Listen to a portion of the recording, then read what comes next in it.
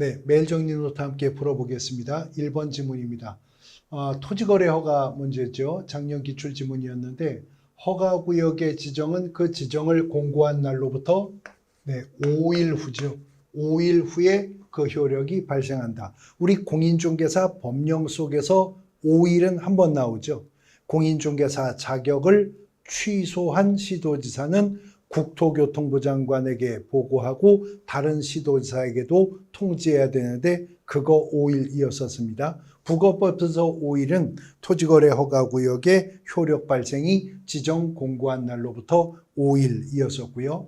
2번 부동산 거래 신고 등에 관한 법령상 신고관청에 포상금 지급 신청서가 접수된 날로부터 이거는 2개월 이내였었습니다.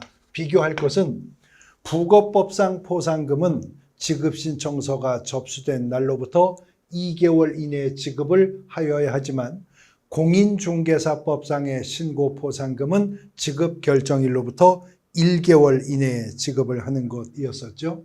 3번 신고관청은 하나의 위반 행위에 대해서 2명 이상이 각각 신고한 경우에는 누구 주죠? 선착순이었었죠.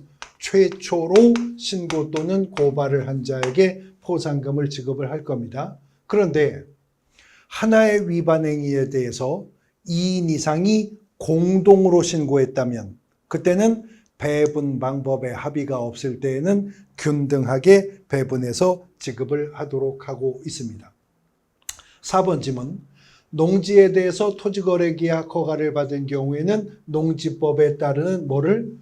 농지 취득 자격 증명을 발급받은 것으로 본다. 그래서 500제곱미터를 초과하는 토지거래 허가구역 내 농지는 계약 전에 토지거래 허가를 먼저 받아야 되는데 이때 토지거래 허가 신청서에는 농업경영계획서가 첨부되어 있어야 하는 것이었었습니다.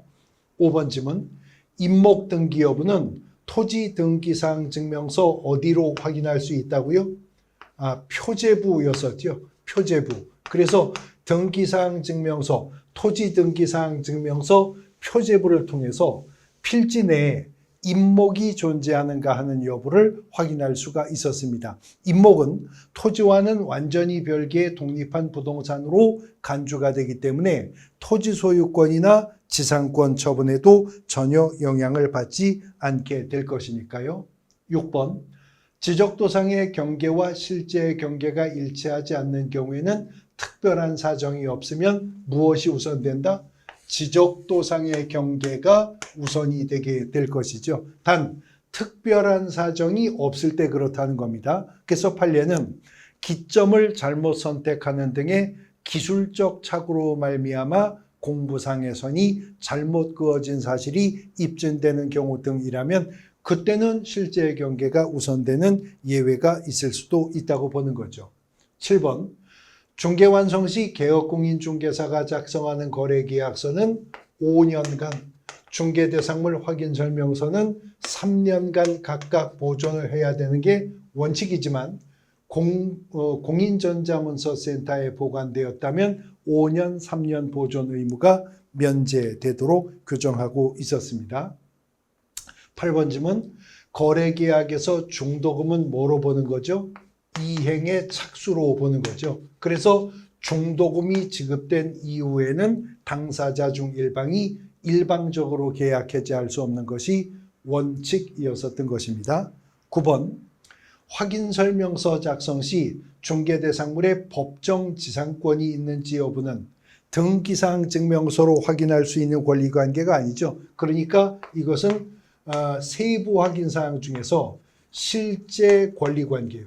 실제 권리관계 및 공시되지 않은 물건의 권리사항란에 기재해야 될 부분일 겁니다. 법정지상권뿐만이 아니라 유치권의 문제라든가 분묘기지권의 문제 같은 것들은 다 실제 권리관계 또는 공시되지 않은 물건의 권리관계란에 그 내용을 기재해야 될 것입니다.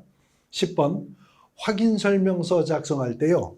토지이용계획과 공법상 이용제한 거래 규제를 기재하는 것은 1서식과 2서식과 3서식까지 존재합니다. 근데 거기에 공법상 제한사항을 기재하는 항목 중에 건폐율, 용적률 상한을 기재하는 란도 있지만 토지 이용 계획 확인서로는 건폐율 상한, 용적률 상한을 알 수가 없다는 거죠. 그래서 이것은 각 시군 조례를 통해서, 시군 건축 조례를 통해서 조사 확인해서 기재하도록 하고 있는 것입니다. 매일 정리 노트 함께 풀어보셨습니다.